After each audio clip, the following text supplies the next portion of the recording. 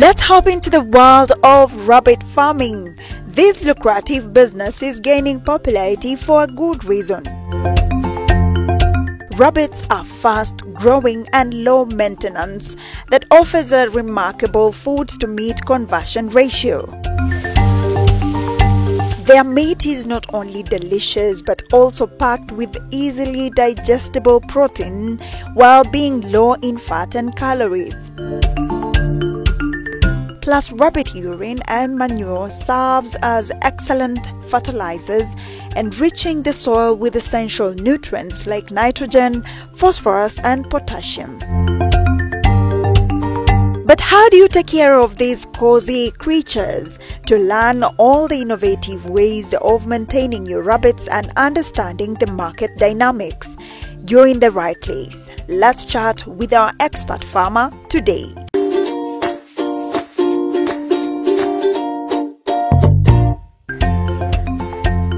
Hello and welcome to yet another exciting episode of Kilimo and Biashara show. Thank you so much for choosing us today. And whether you are a seasoned farmer or just starting off, you might as well think about rabbit farming because that's what we are focusing on today. And the reason why I stood here is because we have the rabbit house right here. We're going to tell you all the details, or rather our farmer today is going to give you all the details that you need to know from the basics, right from how should the structure look like, how should a rabbit house look like, as well as the feeding, the varieties available, when is the breeding season, whether it's a breeding season. So we have a lot lined up for you. Are you ready to learn? Get your pen and paper ready because it's about to go down. Let's go.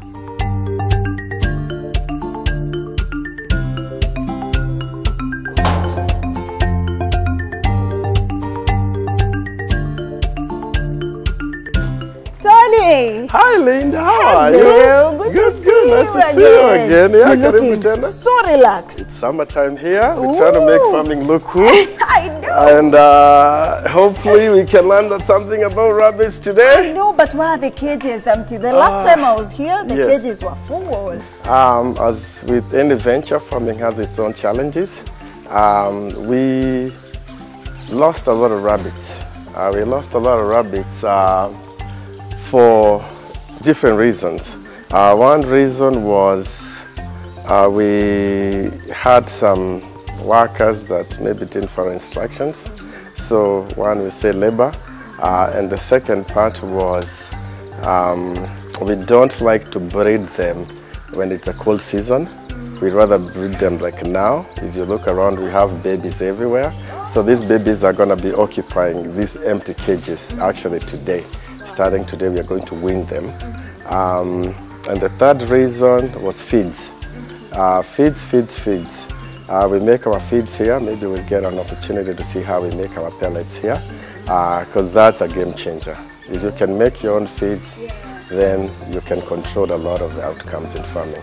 So Tony, before we talk about the feeds, let's talk about the structure because I can see these fancy cages here. If you go around the farm, we make our structure specifically as what we call multi-purpose structures. Let's say, for example, I don't want to farm rabbits anymore. Yes. It's not a profitable venture. Then I can transform this house and I can put pigs here, I can put chicken here, I can put cows here. All we need to do is remove the cages. So that's a plus.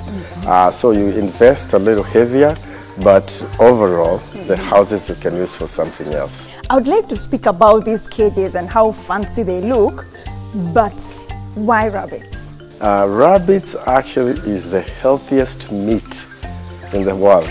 Yes, the healthiest meat in the world. Nutrition-wise, punch for punch. There's no other meat that can beat rabbit meat.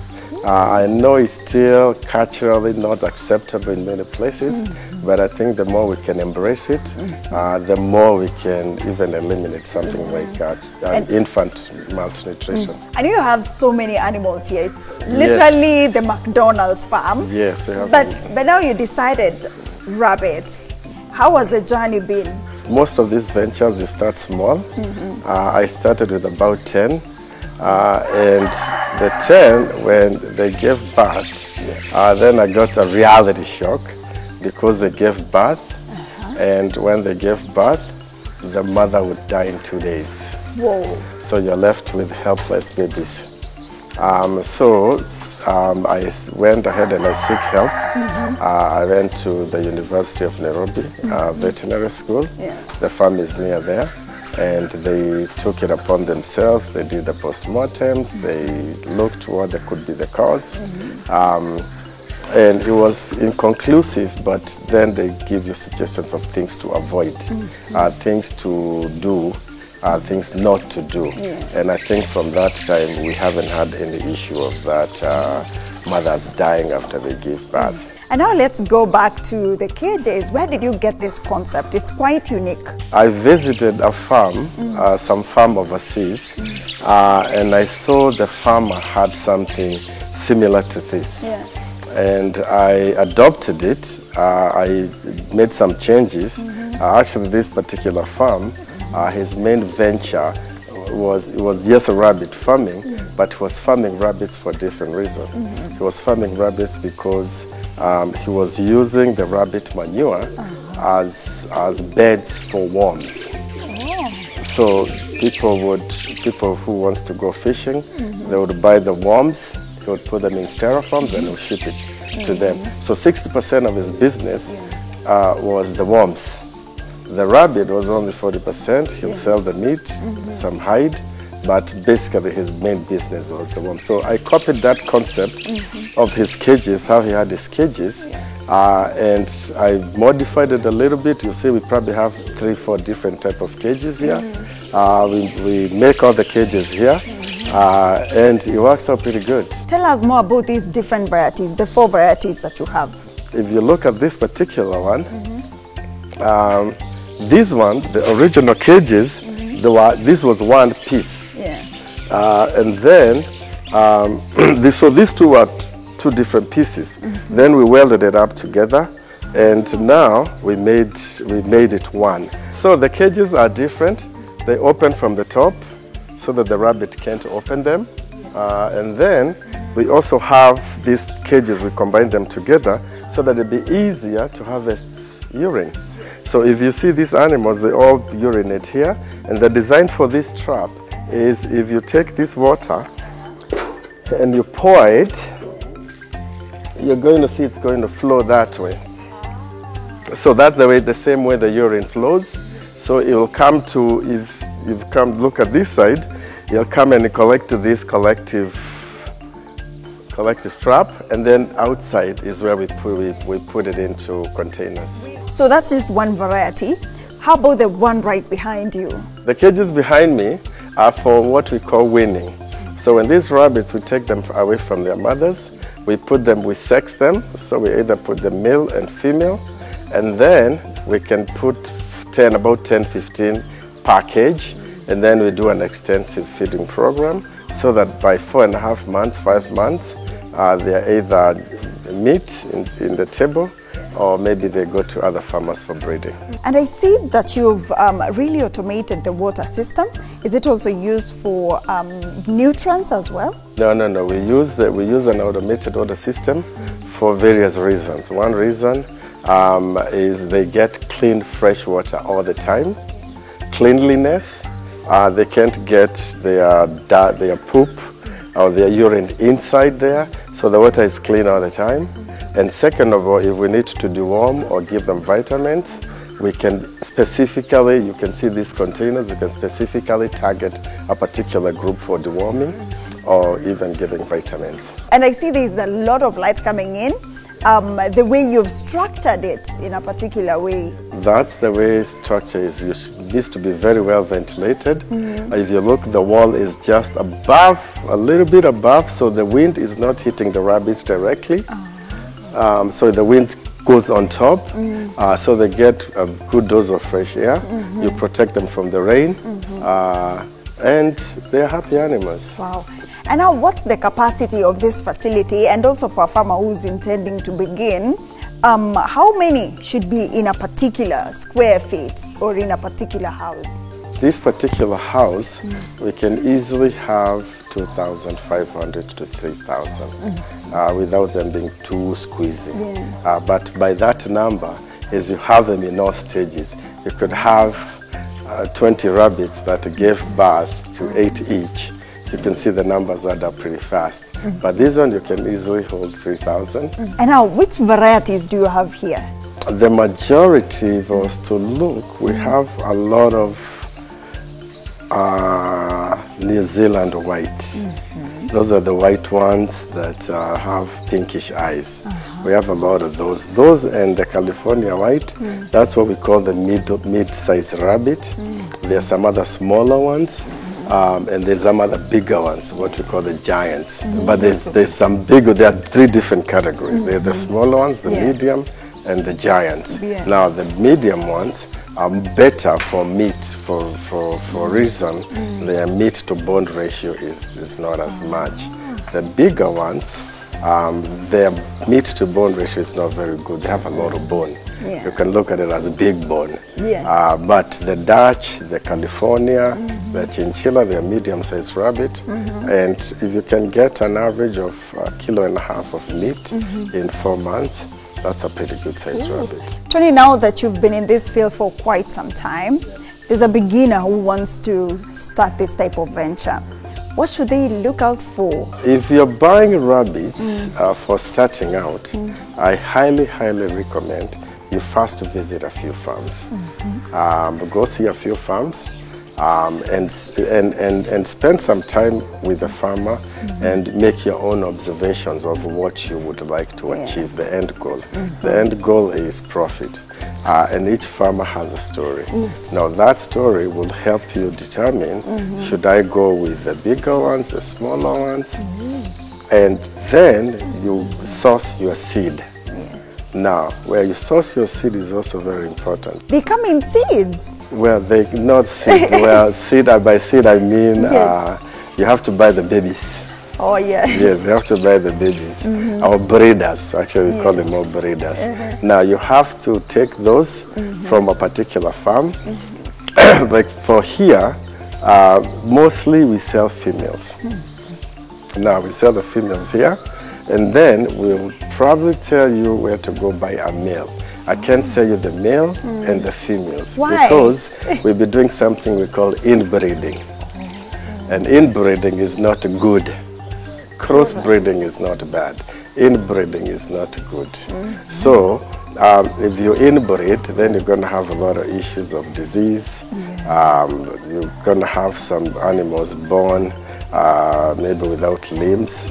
So we don't want to go in that area. It's a little gray. Well, Tony, that's quite interesting, and we still have a lot to learn.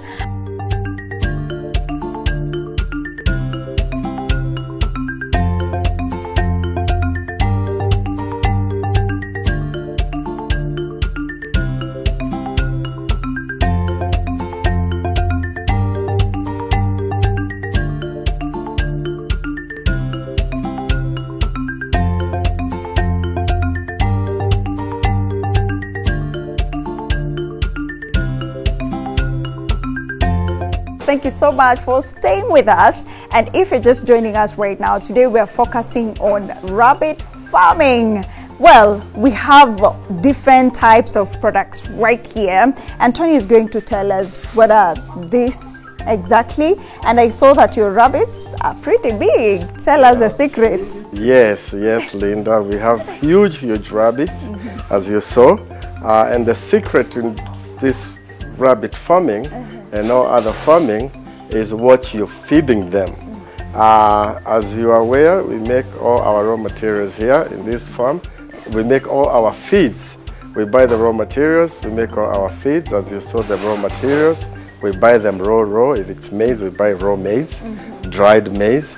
Then we have a portion meal, we grind it, and we mix depending on whatever formula we are making for whatever animal, and we make the meal. Then we pelletize it. If we have to pelletize, we do all that operations here. So what are the components of your raw materials? For the rabbit meal, there is sunflower cake. We use full fat soya. There is wheat bran. We use some Poland, and we mix all that stuff. And also vitamins are very important. because they help break down the feeds, the protein, especially the amino acids. So you mix the meal and then you pelletize it. Tony, but now what's the alternative, especially for farmers who are not in your level, who can make pellets? What's the other option? Actually, the rabbits, 80% of the rabbit diet is hay, dry, good hay. That's 80%. 20% is just the pellets, which the pellets now incorporate the raw materials and the crude protein, which the hay does not have a lot of crude protein. So that's why we add the pellets as a meal. Yes. So I guess it's feeding time for our rabbits? Yes. Let's go. Let's go feed the rabbits.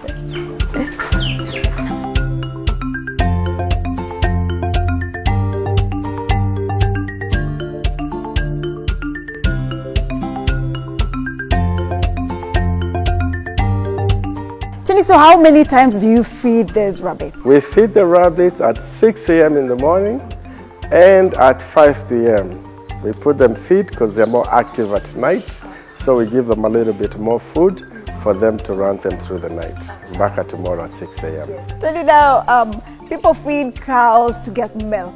Yes. You feed your rabbits to get what? We feed the rabbits to get meat, but also we have other byproducts. There's the urine.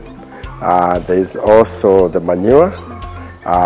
We are thinking of getting into leather. Their fur is quite unique. So that is something that we are working on.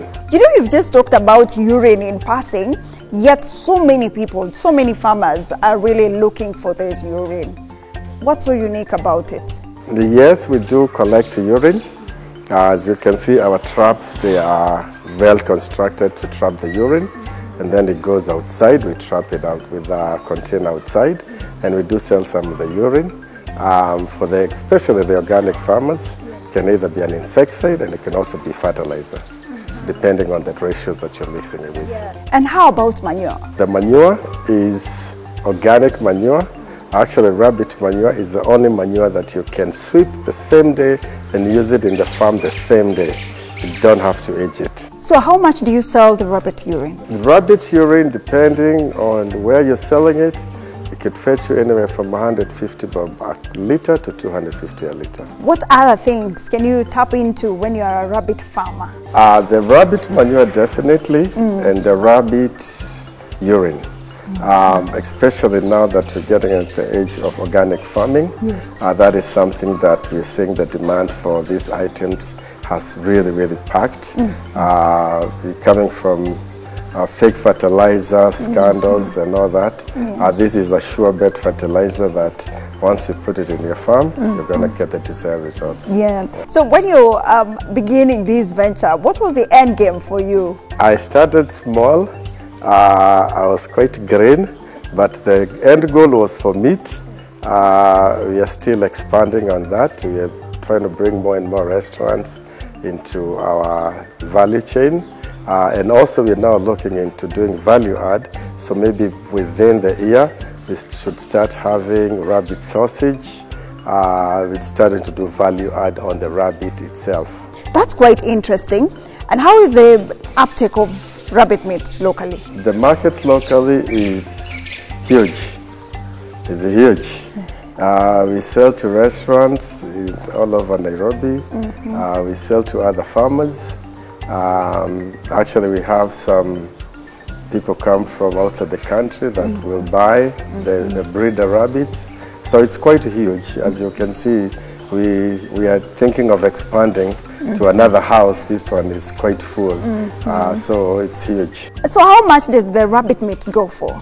I highly recommend to new farmers, if you are getting breeders, don't get rabbits that are less than 3 months old.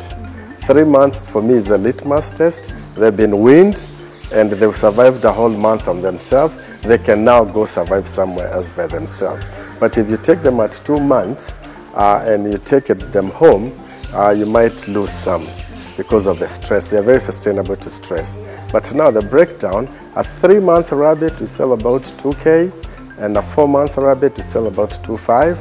After 4 months, 5 months, we usually keep them either for breeding or their meat. The meat we sell at 750 a kilo. that's ready-made meat. And what's the meat famously known for? The meat is known as the most nutritious meat you'll ever eat. We are trying to shed the myth that a rabbit is a rat. It's not a rat or a big rat, but it's the most nutritious meat. We enjoy it at my home.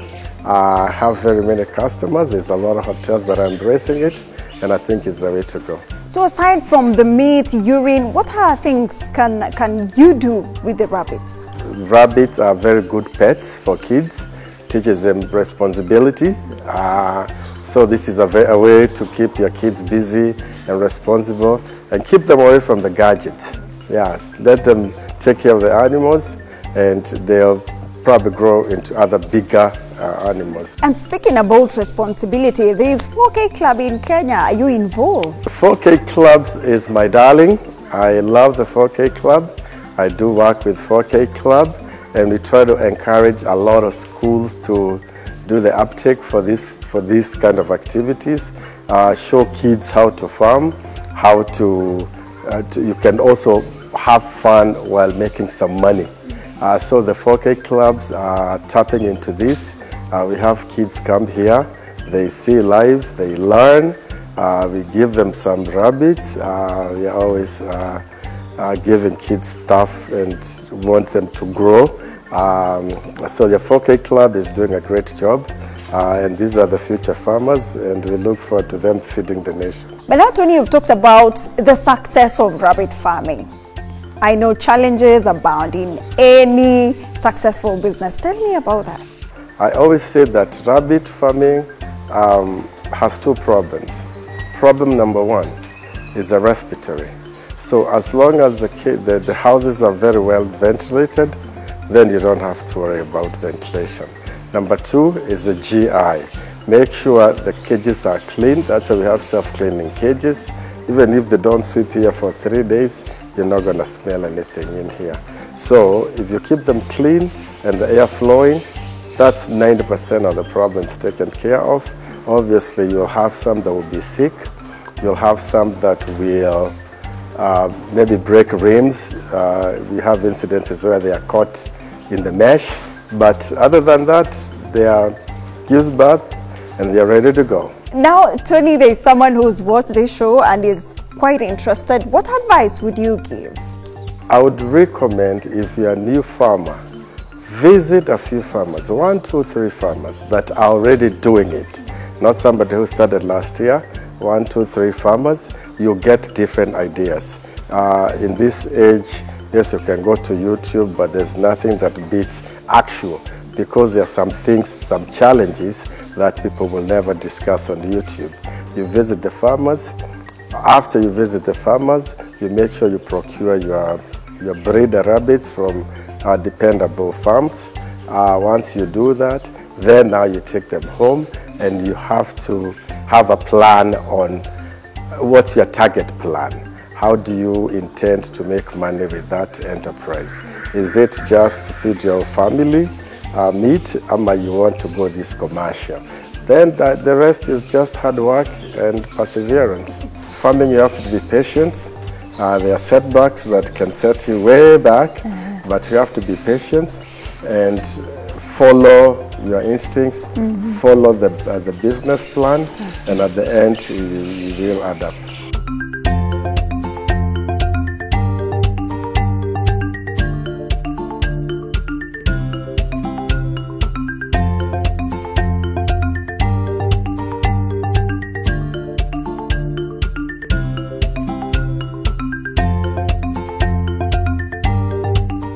Thank you so much, Tony. We are truly honored to have you on the show today. Karibu tena, We are and impressed. welcome back again. Thank you. Yes. And thank you for being part of the show today. I hope you remember earlier on I told you you gotta have your pen and paper and ready to learn rabbit farming. Well, I'm sure you've gotten all the tips that you needed to know when it comes to rabbit farming. My name is Linda Koskei. See you again next Sunday for yet another exciting episode of Kilimo na Biashara. See you then.